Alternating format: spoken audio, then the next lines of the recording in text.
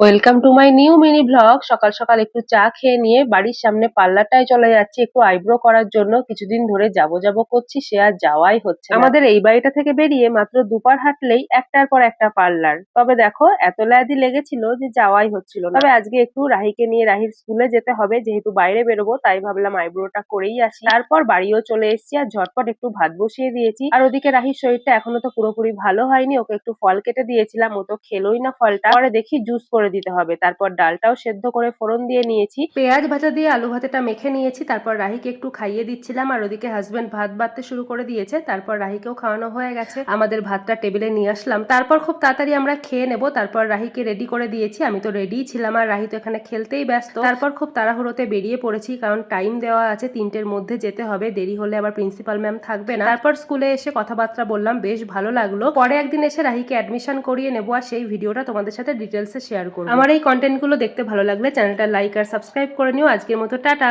দেখা হচ্ছে পরের ভিডিওতে।